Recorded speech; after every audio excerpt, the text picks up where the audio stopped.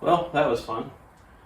I rigged up a winch, screw to the floor, bolt to the floor, concrete, everything to be able to do this when I'm working by myself. And, you know, it's not perfect, but it works, it does the job. So, really enjoy that. The truck I'm pulling in here today is a 71 F100.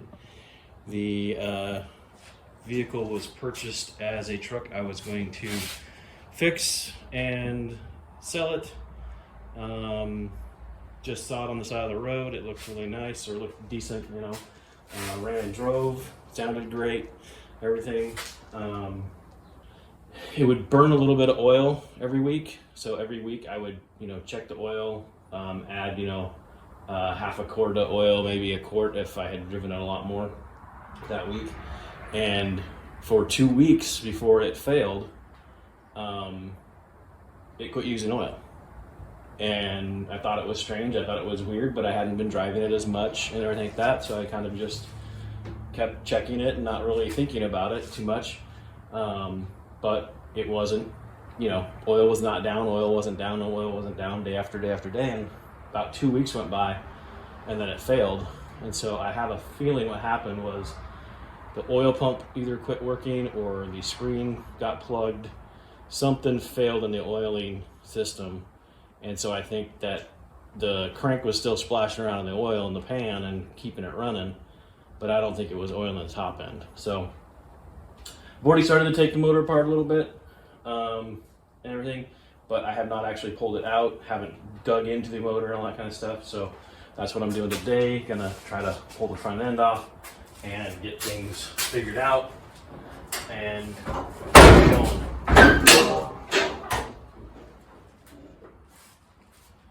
The engine that's in it is a 360, 2-barrel, basic, run-of-the-mill engine that came in these things. There are some areas that are going to need to be addressed. The biggest one was the hood. It was completely rotted out all the way around. I had never seen one before like that, where it was completely rotted all the way clear, all the way around the entire perimeter. Basically, the only thing hanging on was the back spot welds and a few chunks of metal here and there that weren't rotted.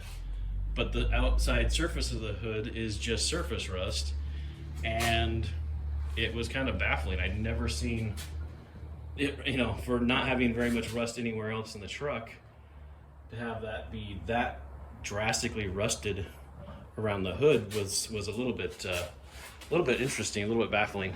But I know they do that. There is issues with them rusting there, but like I said, this one was a little bit interesting for the, you can see here, I cut it down the line and I riveted it back together, and I also spot welded it in a lot of different sections, because that's all they are. They're just sheet metal overlapped and spot welded. But I kind of like the riveted thing. When I was putting it back together, trying to line up the panels, I was able to hold it all in place and hold it all in alignment with the rivets. And after going around and re-spot welding everything, I didn't figure there was any reason to go back and take the rivets out. They just helped hold it together and gave it extra strength. When you would drive the hood or drive the truck down the highway before the hood was fixed, the hood would lift almost 1/4 of an inch to maybe 3/4 of an inch. It would just kind of sit there and bounce as the wind caught it, and I felt like the sheet metal was just going to rip off the inner structure. So I knew I had to get that fixed. One of the things I had to get done. What was cool was that one of my parts rigs had this color. So, and I knew I had a hood somewhere that I had seen this teal underneath, and the top side of the truck was, the hood was painted purple. And so I was looking for it, finally found the hood that I knew, and it was great because the hood, the outer skin of that hood was all dented up and banged up really badly, but the inner structure was perfect and it was the right color. So what's cool about it is, it doesn't, if you look, yes, you can see the rivets, you can see the spot welds, you can see that it was repaired, but you don't necessarily know why, because you don't see all the remnants of all the really bad rust everywhere. It's all gone. This is overlapped and, like I said, spot welded and riveted back together. So, it works. I took it out after putting the hood back together and drove it down the highway, and 70 miles an hour, the hood didn't move at all. It was straight and steady as could be, and I was like, hey, that works for me. It was going to be a patina, truck anyways, so the hood has, some surface rust and stuff, but overall, it's just lightly pitted. It needs to be cleaned, but, it's just lightly pitted. Nothing really cancerous or rotted through anywhere. There is one little spot here on the side I'd forgotten about. That it did have that one little spot where it came through the side of the hood. So I do have to say, though, one of the bigger disappointments of this truck was I had it parked on the side of my property last winter, and it's off the road a little bit, not right on the road or anything like that, but we had a snowstorm, ice storm hit, and somebody came, and then being that it was right on the corner, somebody came around the corner, turned down the side street that's, my house is on, and they lost control and slid straight into the truck. And this was a perfect insert, plastic insert, a really nice grill, really nice headlight bezel, and wasn't perfect, but only light scratches. You can see, I'm talking like super light scratches. There's one little tiny ding that I had popped out right there, but the rest of it was just super straight. I haven't cleaned it, I haven't done anything to it. You can just see it was in really good shape. And the grill that had come on it had looked like somebody had wrapped a chain around the front section right here and just scratched the crap out of it and just really beat it up. And so I swapped out to this. I had this grill in storage, swapped it out when we were driving it and put in I think these are 70 grill inserts, so they're the wrong ones, but had them and I liked them and stuff, but they were in great shape. And same with the grill. So unfortunately, they caught a little bit of the fender here on the side, smashed that in. It already had a small dent here, but it wasn't this bad and stuff. So now I got to try and get this damaged grill off. I've already started to clean up the grill that came on the truck and sanded all the scratches, started sanding off all the anodization and cleaning it up, and starting to polish that one just to see how bad it was and see if I could polish it. It's in pretty good shape as well, other than the heavy scratches and the scratches in the anodization. So if I can get the anodizing off and then repolish it, we'll throw it on here and run that one and stuff. But yeah, really disappointed. Oh, and the kicker of the whole story was, of course, they drove away. They didn't admit to it, didn't know it happened. We never remember hearing the crash or hit anything like that, so we don't know if it happened overnight and we were sleeping or if we were gone. I just went out to get the mail one day and the truck was sitting closer to the mailbox than any other vehicle, and went, what the heck? It just was a real kick in the gut when I saw that. So, but looked around on the ground, didn't find any pieces of the vehicle. All these new cars are plastic and stuff. The weird thing was it had to have been a bigger vehicle too, because it didn't hit the bumper. There was no scratches on the bumper. The bumper's not tweaked. The turn signal's not tweaked. So I'm thinking it was a Jeep or a bigger truck. We have a number of jacked up trucks and jacked up Jeeps that come up and down this road. And if you look, this is really creased, like it's a bar or something. So to me, that looks like, somebody had one of those bumper guards, brush guards or something like that on the front of their truck. And, that's what contacted first. And of course, this being soft aluminum and just, sheet metal fender, it took the brunt. And then, like I said, missed the turn signal and the bumper somehow. Never bent it or tweaked it or anything. So I'm thinking it was a truck. And probably 2 weeks before this, or not 2 weeks, because it was in the same snowstorm. So the same week that this happened, I saw a truck go the opposite way off the corner and completely missed the turn, jumped the curb, ran through somebody's bushes, ended up out into their driveway and stuff, because they were going too fast. And these, guys with these big jacked up trucks think they can fly around in the snow and drive crazy and stuff, but you still have to stop. You still have to turn. And so it was, I just stood there watching him and laughing at him, and he then proceeded to drive out of there gingerly, and then you could tell he was trying to make sure he didn't break his, I think it was a Silverado, jacked up Chevy, and he was trying to make sure he didn't break his truck and make sure it was shifting still. I'm sure it was giving him all kinds of, issues and codes and stuff, because the curb was a big curb that he hit, and he had his brakes locked up at that point. So he hit it with his brakes locked up, and it wasn't a rolling bounce. It was definitely a locked up bounce. So he drove past me pretty gingerly, and it was funny. He didn't do any damage to the property as far as I could see, so I didn't hassle him for that. But anyways, this is what I'm working on next. I got to get this motor tore down a bit, yank it out of here, see what the heck happened, see if what I think happened is what happened, and then move forward with there. I'm going to pull the whole front end off, start cleaning up everything. There are a few little rust issues in the floor. There's some surface rust areas, some places and stuff, and I think on the firewall back here, there is, I don't know if I'm able to see it, but there is a hole up underneath that corner, I believe, in there. When I was inside the truck looking up underneath, I was seeing daylight. And so I need to dig into that and see what's going on there and repair it if it needs to be repaired. trying not to do too much damage to the paint and stuff. I mean, it's, you know, a patina truck, but I don't want to try and have to do a bunch of color matching. So we'll see, you know, whatever needs to be repaired, I'm going to do. This truck is probably going to end up on going up for sale at some point.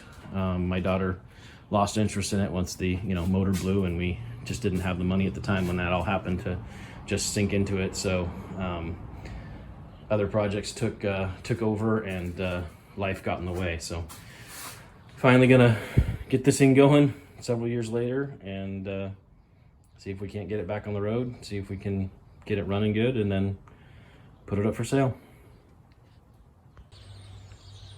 All right, so I'm gonna try to pull this hood, and one of the things I've learned over the past of pulling hoods by myself numerous times is to fold up a comforter, shop comforter, put it up there, put some pads underneath and stuff along the fenders, so when this hood drops down after you release it, it has something to rest on, not on the sheet metal.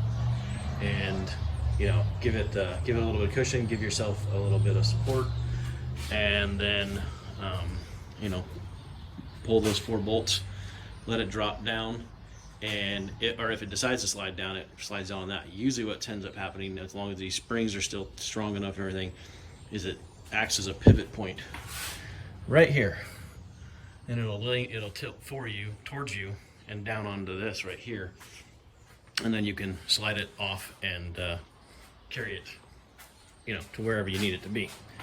That's the plan anyways. Done this many times in the past, never really had an issue. It's a struggle, it's awkward, it's heavy, you know, big, but I broke my middle finger about 4 weeks ago now, might be a little bit longer. Starting to be able to move it, starting to have function, but it still doesn't even bend all the way. Can't bend it no matter how much I try. The tendon's all tight because it was restricted for so long. They actually had my hands restricted so much that I couldn't use my hand after they took the cast or the brace off. All my tendons had locked up and everything like that. So this hand is really weak. So this could be really fun, really interesting. Hopefully not another injury. If I have to go get help, I'll go get help. But yeah, I made a quick video about injuries and breaking this. Basically smashed it with a sledgehammer right there. And it was over a 90-degree bend, so there was a 90-degree piece of metal hitting right there. Sledgehammer came down, shattered the bone. You can go check out the video if you want to, if you care. No, hardly anybody's watched it, so I'm not too worried about it. You know, it is what it is. Injuries happen. That's kind of what the video is about. You know, done a lot of crazy things in my life, done a lot of fun things in my life. Played football, jumped dirt bikes, did all kinds of stuff, and was lucky enough to never break a bone until the middle finger. So that has been quite the experience to go through. I wouldn't wish it on anybody. It slowed down making any new videos. It slowed down getting the flatbed finished. I have videos on that. We also went to Texas right before we went for Texas. I broke my middle finger, and so I was in a brace the whole time, traveling to see my daughter, see my new granddaughter, see my grandson. So yeah, that was one. I wouldn't be making any videos anyways, but also, you know, use the 3 weeks to heal while we were there. But yeah, it's been a number of weeks since. I think I'm actually going on 5 weeks now, but I still can't bend that middle finger, and I still don't have very much strength in that hand. And then I surprise myself every once in a while with like the stupidest little things that will hurt, like trying to take a bottle cap off. You would never think about that hurting, but the twisting effect, that bone is definitely not strong. The tendons are definitely weak. So anyways, that's enough of that. So I'm not trying to whine, not whatever, but this should be fun to see if I can do this without hurting myself.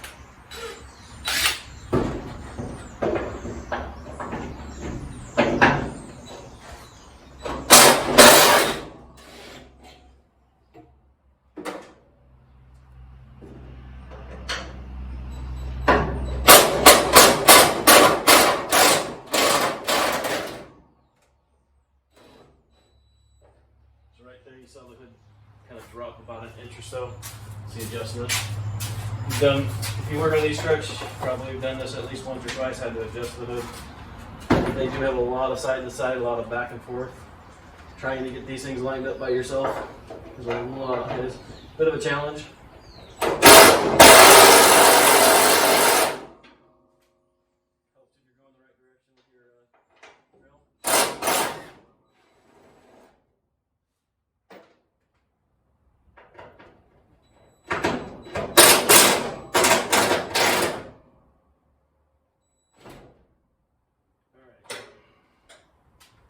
Tighten it back up. Alright, so right there it is balancing on one bolt over there, one bolt over here. So what you don't want to let this go, because those bolts, I've had them break before. But you do want to make sure that you're ready for it when you take them out. There it dropped against the padding over there.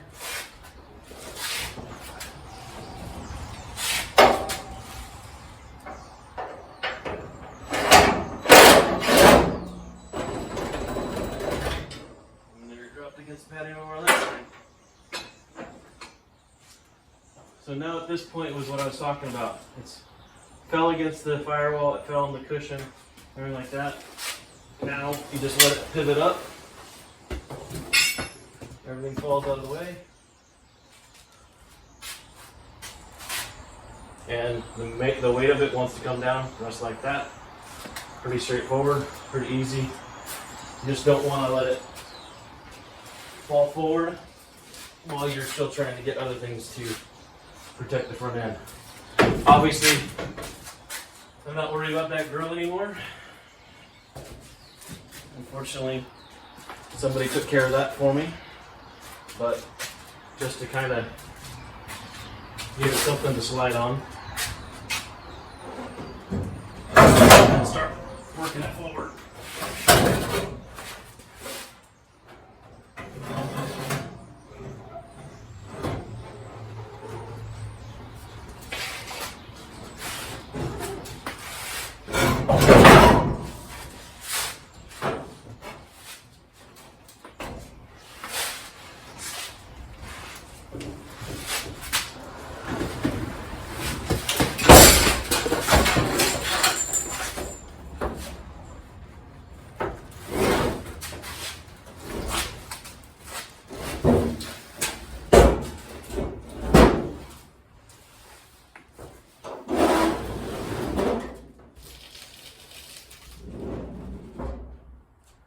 Definitely wasn't graceful, but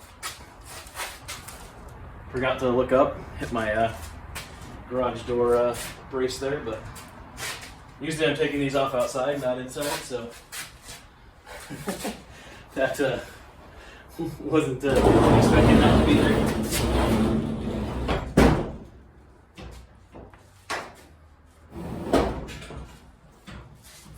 And just find something stable to lay it up against. Moved it out of the way. It's just awkward. I'd get help if you really don't trust yourself with that. You know, it's heavy. It's a big piece of metal, sheet metal, but you know, I've done it enough times that, and I know that I'm not too worried about usually scratching the underside of the hood a little bit, because most of these trucks are pretty scratched up and messed up under their hoods. So usually it's going to get cleaned up and repainted, or you know, add character to a truck. But yeah, so get help if you're not confident in that, because that's you don't want to drop that. That's for sure. Especially when they're straight and they're nice, you don't want to damage it. Other thing is, get yourself a permanent marker. Get yourself a box of Ziploc bags. Put your bolts in. Label it. I have learned all too well that no matter what the plan is, no matter what you think, this is going to get put back together next week, this is going to get put back tomorrow, to get together tomorrow, whatever it is, never happens. You something goes wrong, break your middle finger, whatever, life happens, and it doesn't get put back together. And because I have several trucks, I will almost always label them with a date, or not date, but the year. So 1971 F100.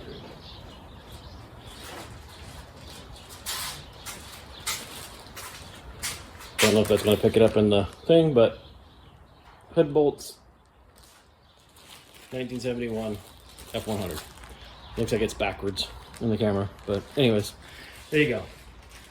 Then usually I will try to make sure I have a box for this vehicle if I'm doing this.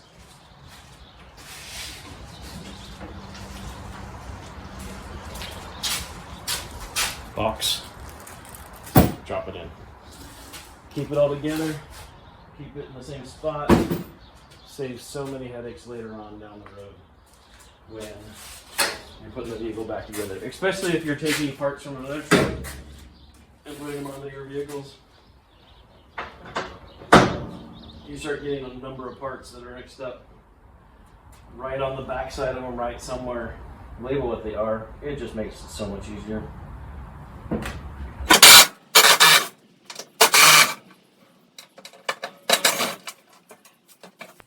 And I'm sure some of you guys are going, yeah, no crap, really? You gotta tell me that? But, you know, we're all young and start out at some point, so somebody, first time doing a vehicle, looking at YouTube, looking for tips, looking for advice, looking for help. Bag and tag everything. Do not skip that step. The nice thing about these trucks is they are 1/2-inch bolts almost everywhere. So, and their sheet metal bolts almost are all identical. You will run into a handful here and there, somewhere that are not. So you might, find somebody, nice catch. Somebody put in different size bolts. You know, the truck's been apart before, and you might find that you got a bunch of different size bolts than what I've seen, but for the most part, they are all like this for the body. All your front end bolts look like that. 1/2-inch and probably 1 inch long. You'll have different lengths of these in certain places, but for the most part, they're all this. Customer's truck that I'm working on, I think some of that truck must have been apart, at least a handful of times. They had been repainted, and I probably found it was probably close to 10 different style of bolts on the front of that thing, and then I started finding metric.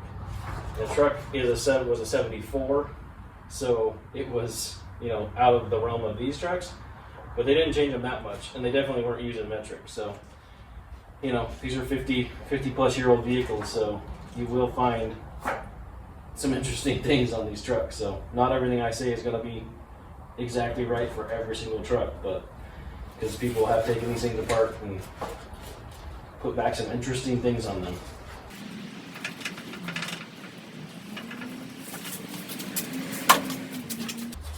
So anyways, I'm sure that somebody out there can argue with everything I'm saying. Say, oh no, my truck was factory stock with whatever. I don't get into those arguments. I don't care enough. I've been doing these trucks for at least 15 years now, working on them, driving them, doing all kinds of stuff, and what I've seen has been very, very consistent on these trucks for the most part. So somebody wants to get in an argument about their truck came with this or their truck came with that. Don't care. Just don't care. They're too old of a vehicle. Too many things have been done to them over the years. Unless you know that vehicle was bought brand new by your family, and it's never been changed, never been taken apart, and then you want to say that that truck is exactly the way it came, fine. Fine by me. But still don't really care. I just pass along what I've seen and what I've run into. But you know.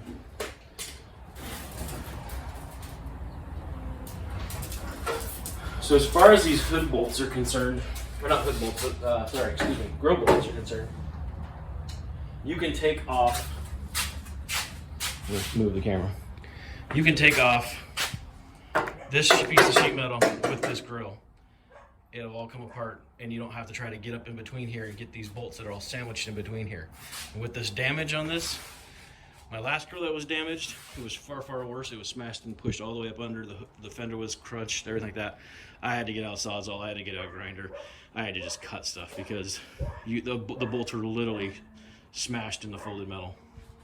So anyways, pull these bolts here, there, take off this hood catch, more bolts.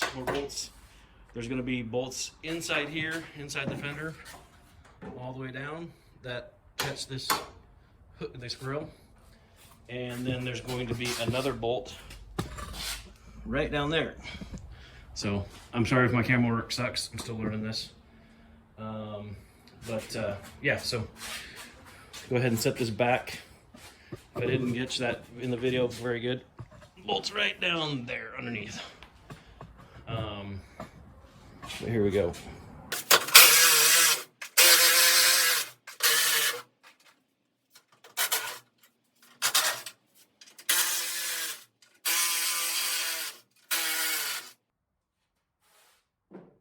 So far no broken bolts, but don't be surprised if you break some bolts.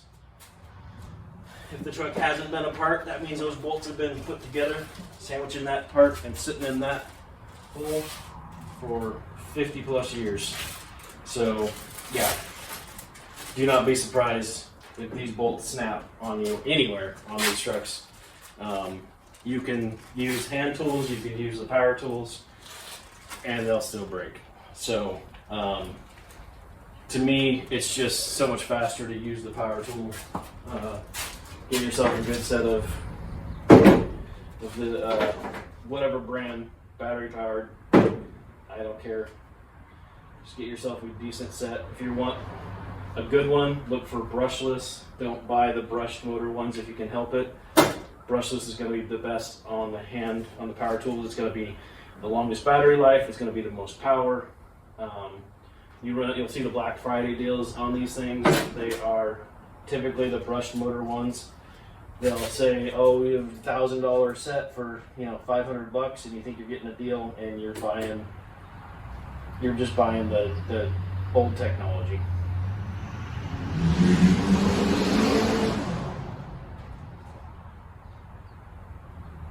Chevy truck guy lives down the road. Probably the guy that ran off the road. Likes to drive like a bat out of hell. If the audio caught the accelerating truck, that was what I'm talking about. Bag and tag. Keep it going. And I'll put that bag back up there because that's not the end of the grill bolts. Sometimes you cannot get a power tool up into the fender to get these grill bolts out. So in those cases, you do have to use a hand tool. There's typically 3 up in the fender for the grill, but for this one I'm only filling 2. And a lot of times what happens is on these grills, because they're aluminum, they don't rust, but they do disintegrate. And so the tabs will break off when you go to undo them. So I'm gonna have to get a hand tool.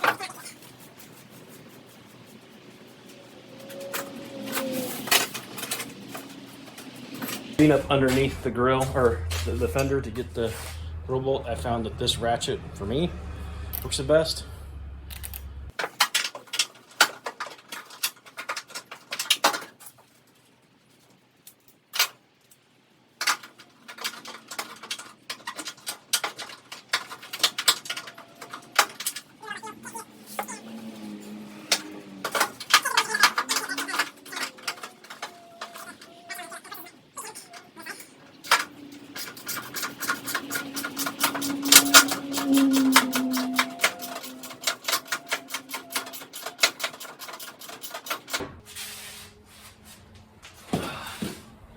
Now with this damage here on this grill fender, it might be pinching that down. There might be a lot of stress on that bolt. So this could be challenging, or it might not be a problem at all.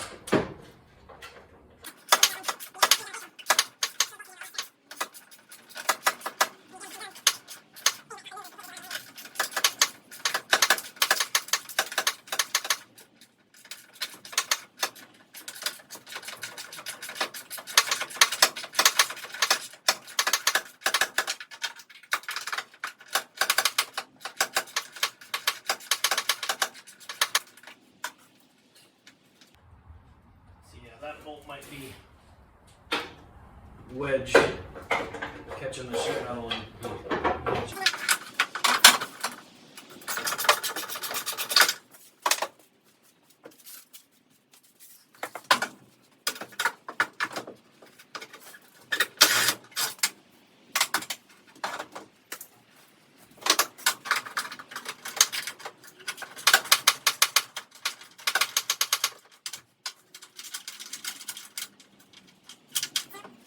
That's the other bad news you can have on these grills, is that the tab breaks off. So then you have the bolt going through a piece of sheet metal with the tab on the other side that's supposed to be on the grill. It breaks off, and so now everything just sits and spins, but it's stuck between the sheet metal through the sheet metal hole of the fender. So in that case, you basically have to take everything else apart, and sometimes you can take the headlight bezel off and get up in there and get to it. Most of the time you can't. I don't remember if this style grill, if you can, but then my headlight bezel is damaged, so I get to see if I can even get it off. You know, the good thing about my grill being damaged, it doesn't matter if I damage it any further. It's garbage at this point. So just be aware that those they can break off and then they're stuck in there. So it can take a little bit of work and effort to get those back. Something I forgot to do is to mark the panels. I'm not super concerned with this truck as far as the panels being lined up or not because of the front impact that it took on the corner. I'm going to have to try to make sure everything still is in alignment and nothing's pushed that way from the impact.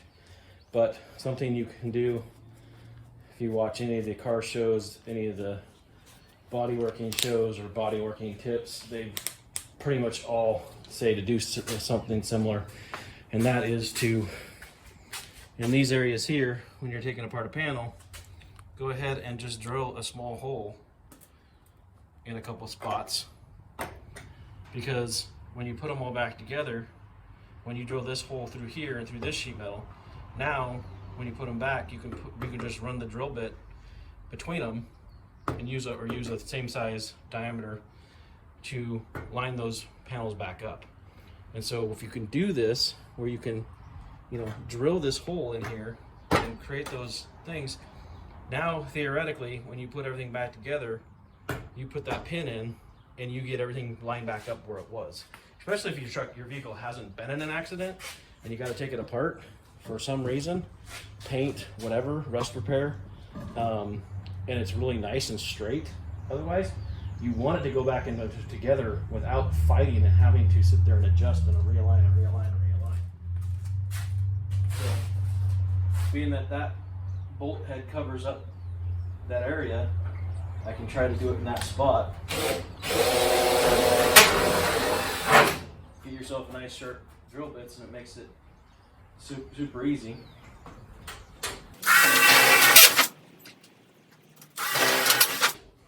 Drop it all the way down through all the panels, get everything lines up nice, put another one back here.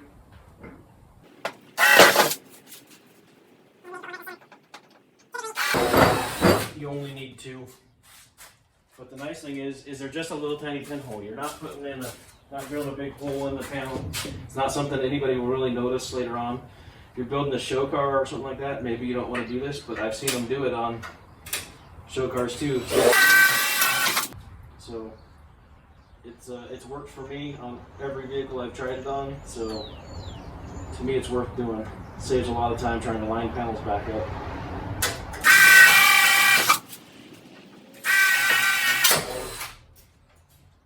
Well, until that happens, you break the bit.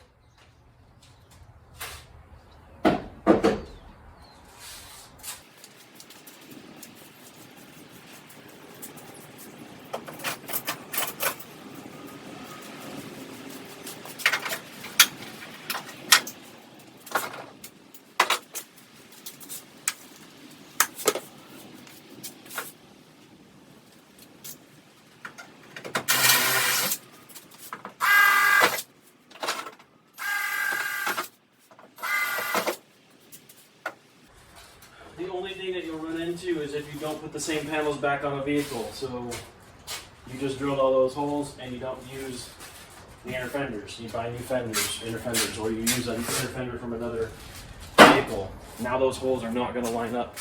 So obviously you try to do it through several panels if possible. So if you see just a little hole there, but it went through this one, it went through, you know, both these panels here. So when I get my new inner fender panels, you can try to get these things lined up and stuff. Also taking lots of pictures, you know.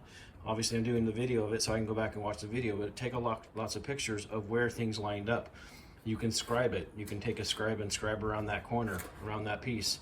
You can scribe around here. So if you're using this one, but you replace the inner fender, now you have the scribe around it like that.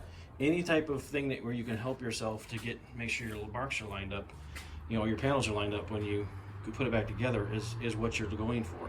But if you look, I mean, I put that one underneath the bolt head, so if I get it lined up everything and then get that bolt zip down in there, you know, I don't have to keep the pin in there, but I can keep the pin in this one and this one and stuff. If you get too close to these bolt heads though, inside of here, you'll start hitting the nut that's welded on underneath there, and now you're trying to drill into really thick metal, so you don't want to do that. So I still try to keep them outside of the bolt head area, but that's what I'm talking about when you're saying little tiny hole. I mean, it's not very big. That's not gonna, it'll barely show up when the truck's repainted and cleaned up and whatever. It's not something you're gonna notice. I mean, if you look at any of the inner fenders, there's holes everywhere that don't get used and stuff. Little tiny holes like this, most people are gonna overlook whatever. Like I said, if you're doing a show vehicle or something, maybe you don't want to do that. But like I said, I've seen them do it on the show vehicles as well. So to me, that's an acceptable thing to help yourself out, line these things back up when you get to that point.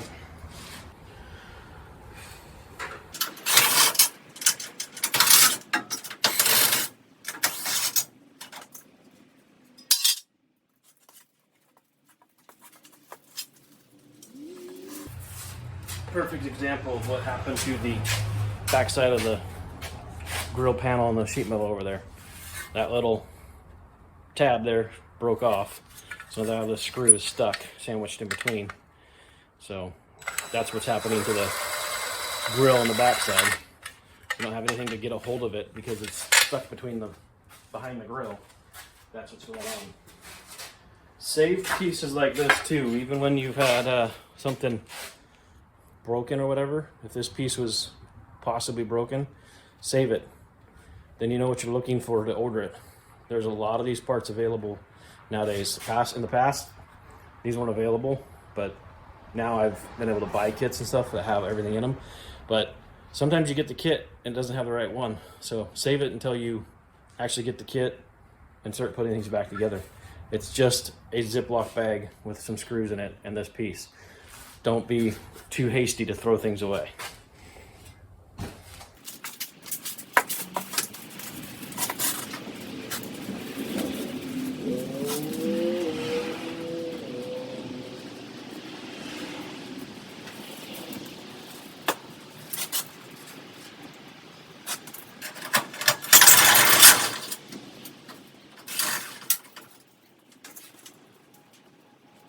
Tabs are bent, but the headlight ring looks pretty good. A little bit of work on those, and those are perfectly fine, perfectly savable.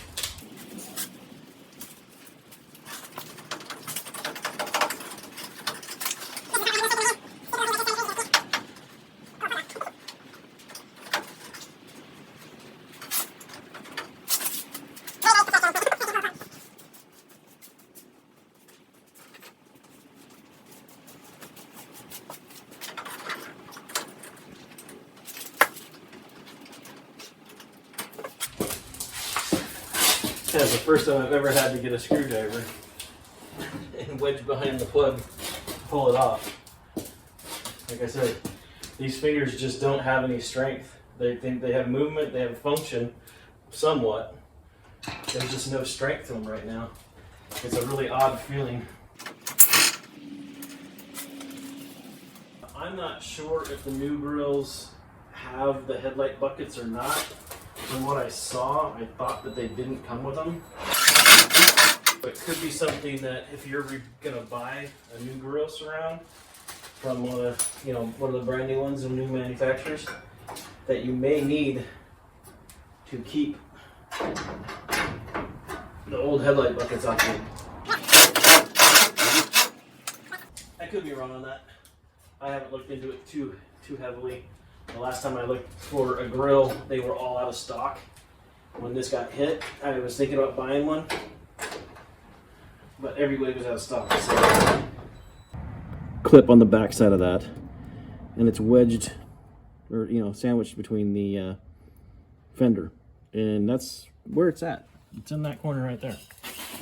And now with the damaged grill, it's gonna make it even more interesting to try and get up there. So I'm gonna grab a set of vice grips, try to get in there and grab that, and then come back around the other side and then try to work that little piece out. But yeah, that one, the fun of trying to take damaged pieces off. But if I can't get it, I may just stick the Sawzall through there and try to slice that bolt without damaging the fender any more than it already is.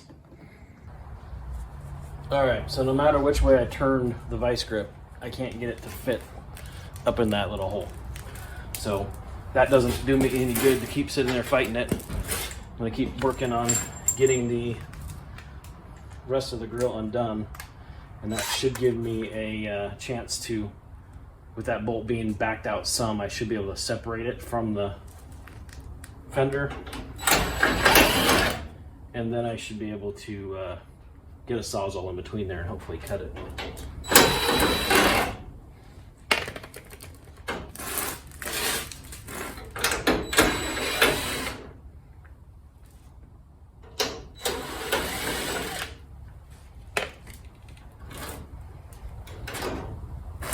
Now technically this grill insert could be repaired. If you look here, it's got a bit of a bend going right down here. Obviously it's broken in these parts, but I've had good luck with actually super glue and baking soda. Baking soda activates the super glue there's a super fast reaction between the two, and so when you think of using super glue, most of the time you're thinking about, oh, I glue it, I gotta sit here and hold it, and then you hold it forever. It feels like, okay, that should be long enough, you let go and it comes apart.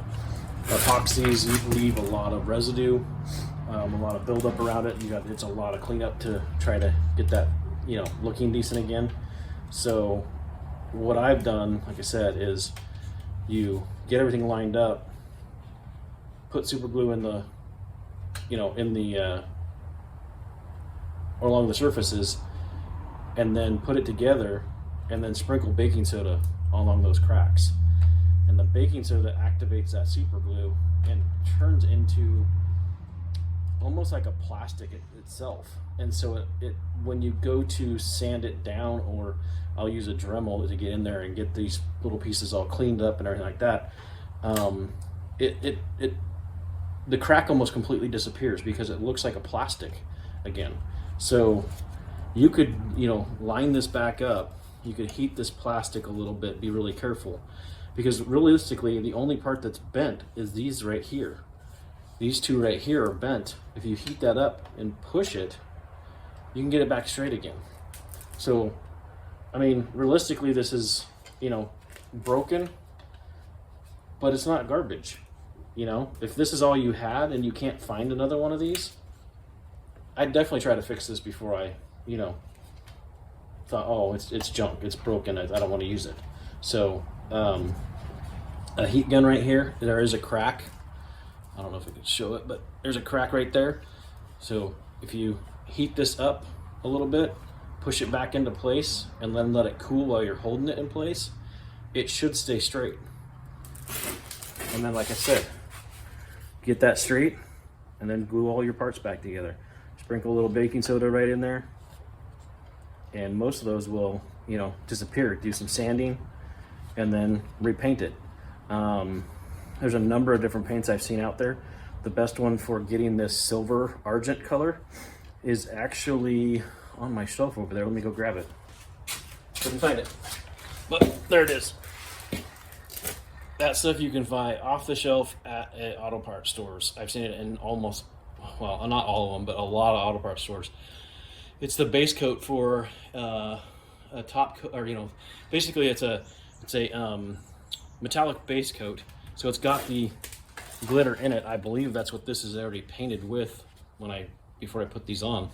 And it gives you a very, very similar factory look of what these look like, you know, the silver I've seen on these. So yeah, just cheap rattle can, you know, paint, but it holds up really good. I mean, this has been on the truck for at least, oh gosh, probably close to 6 years now. And, you know, it's dirty. I haven't wiped it down. I haven't done anything, and it still looks really nice and really clean and stuff. So, yeah, cheap fix.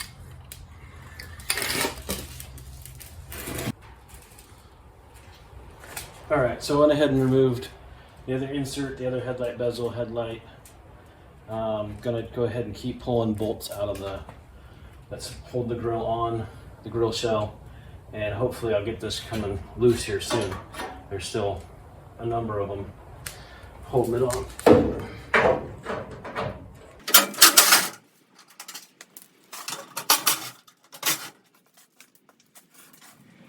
Alright, so as far as I know, we got 1, 2 underneath. They're on the inside of the engine bay. Another 1 and 2 that are underneath inside the fender well. So that one you got to get from inside the fender well. That one you got to get from inside the fender well. That one there inside the engine bay. Same on the other side. So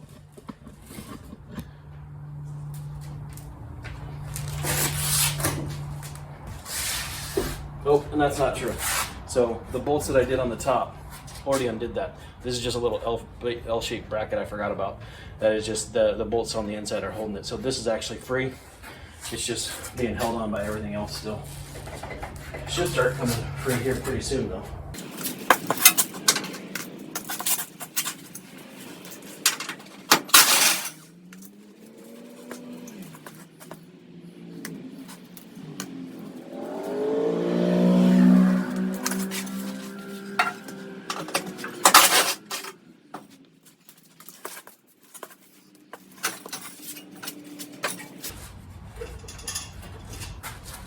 All right, so I have to correct myself on something here. So right down in here is another. Getting back onto this again, my camera died, battery died. So what I realized was earlier I told you guys you can undo this, take this off with the grill, and no big deal. But there is a bolt right in that hole. Can't really see it. But let me get a light. I think the grills that I have taken off in the past. Yeah, you can't really see that, sorry. The light's not shining in there. But anyways, there's a bolt there. So the grills I've taken off in the past, when I've pulled this panel with it, somebody else must have removed that bolt and didn't put it back on. Kept these mounted together or mounted them together, put it on, and never put that bolt back in. So I can't pull the grill the way I was thinking I could. And I was noticing that this is like super still locked together, and had forgotten. Like I said, I don't think all of my trucks have had this bolt every time. But like I said, you find out stuff, you learn stuff every day. And even I'm still learning stuff even after 15 years of doing these trucks. I've seen this hole many, many times on this panel, but the fender doesn't always have a nut in here to put anything through. So I think that the trucks that I've had that I've taken apart, and then my customer's trucks that he's done, I think this must have been, you know, broken, missing, fallen out, whatever. The truck's been apart at some point before, and somebody didn't bother to put it back in. So I think that's why I didn't run into that, or didn't really think about it. I've bought many grills over the years with this attached to them. So these two pieces together. So I'm kind of wondering if there wasn't always a bolt there or not. So anyways, something to realize, you may run into a bolt here. So I'm gonna go ahead and pull the bolts that are all along this, holding this together, separate these two pieces, make my life a little easier from fighting all that. So to get these bolts out underneath this grill edge here, a ratcheting wrench is the best. If you don't have a set of these and you're going to be working on the vehicles, get yourself a set of these. I don't care what brand. Obviously, the better brand you get, the better the ratchet's going to be, the better that's going to hold up, all that kind of stuff. I've had a number of these, cheap ones, good ones, whatever, and that little clicking you hear there will strip out from time to time. You know, tools get used, tools get abused, so you get yourself a good quality one. It'll make all your jobs a lot.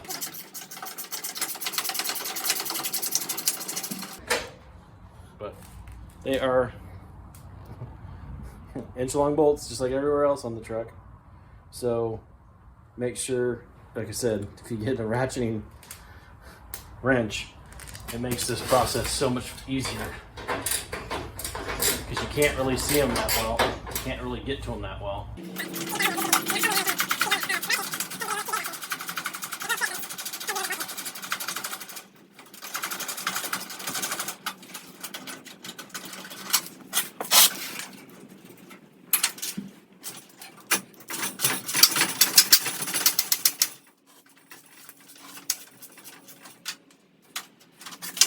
Like I said, I feel like you could have got away with a lot shorter bolt and not had so many rust issues with them getting clogged up and then snapping off.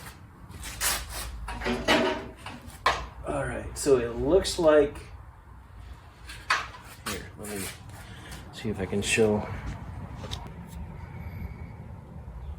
All right, so that's the clip / retaining bolt that actually broke. It is supposed to be clipped to this aluminum piece here, and as you see, it did stay clipped for a while and allowed me to back out quite a ways, but then it broke free and now it's been spinning and won't come off any further. I thought that possibly even this aluminum clip on the grill had broke, especially with the side impact and stuff like that. I've seen these just corrode and snap off, and then, you know, you can't get this bolt out. You can get the grill off if you can get everything else off if this snaps. But when these little wing clips snap, it's a pain in the butt to get them to come out. So I'm gonna go ahead and put the camera down and get some vice grips on that, or a wrench on that, and, you know, stop it, and then I should be able to get that to come off the rest of the way.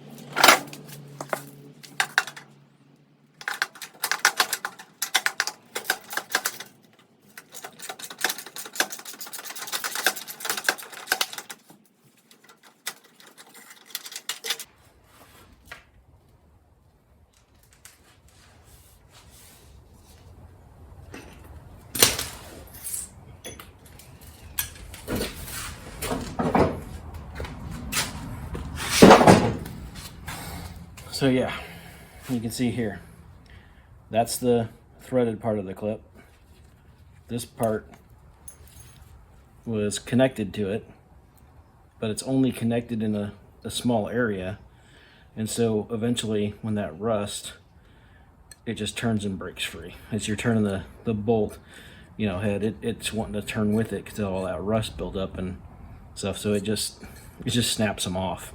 And then you just, you know, now that clip, that part that just broke off is the only part that holds that in place.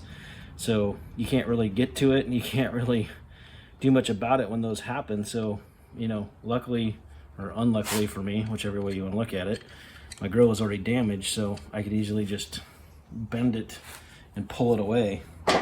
And, you know, now it should be somewhat free of this, other than being damaged and stuck.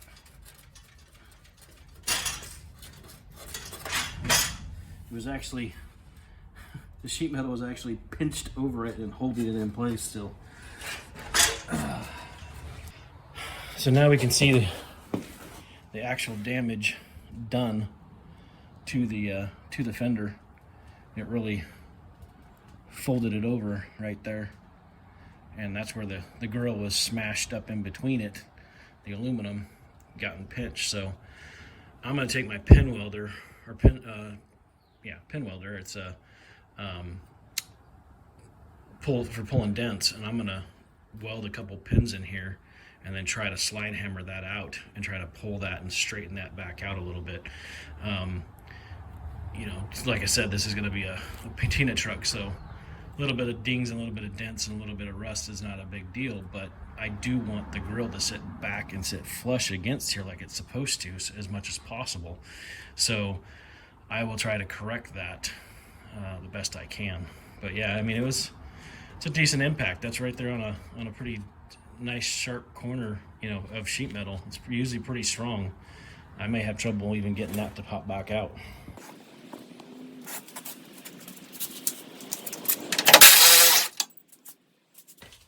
But this has been a good example of the things you run into, you know. You'll undo a thing and then the clip will fall at the bottom, and so you gotta grab it, you gotta pick it up, you know, grab that bolt. Bag and tag everything like I said. You know, the broken clips are broken. I haven't run any broken bolts yet. I expect to. But this is a good example of, you know, if you've never taken a truck apart, you're going to run into, you know, clips breaking, bolts breaking, and you got to problem solve around it. Figure out how to get around it, how to, you know, keep moving.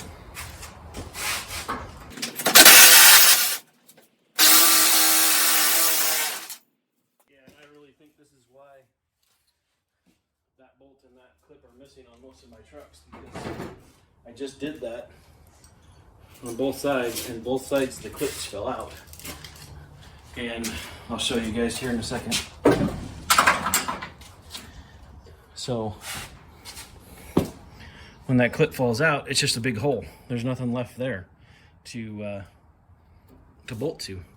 So if I go to put this back on and I don't have that clip labeled or know where that clip ended up, I might not even notice that I need to put a bolt there because there's nothing to thread it to. It's just a hole.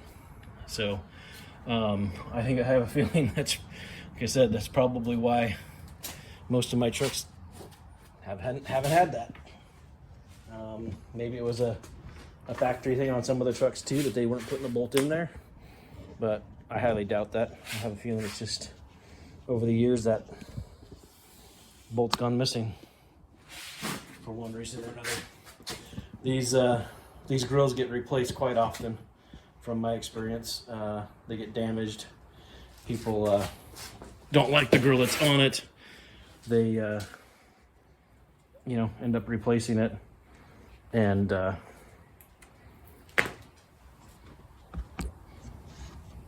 don't put everything back the way it should be.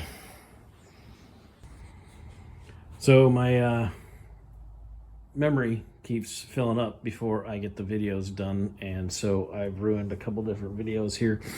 So sorry about that, but basically took the bumper off in one of the videos, and I was explaining how, you know, you got to look at how these trucks are put together. The bumper's layered over the top of the gravel guard. The fenders are over the top of the inner fender. They're also over the top of the radiator core support. So, you know, you got to take the bumper off. You got to take the gravel guard off. Then you can take the fenders. Then you can take the radiator core support. And then you can take the inner fenders and stuff. So just be aware of how it's all layered up. And then also the gravel guard bolts under here are notorious for rusting and being, you know, corroded and everything, and then snapping. I don't think I've ever taken one of these off without at least breaking, you know, a couple bolts here or there. So just be aware of that. Put a lot of penetrating lube on those, let them sit for 24 hours, you know, and then go ahead and attack it and try to get those undone. And, you know, be ready to have to replace a few of those because they just break stuff. But that's about it for the day, or for this video. I'm gonna get back at it again tomorrow, try and let those bolts sit and get back at it.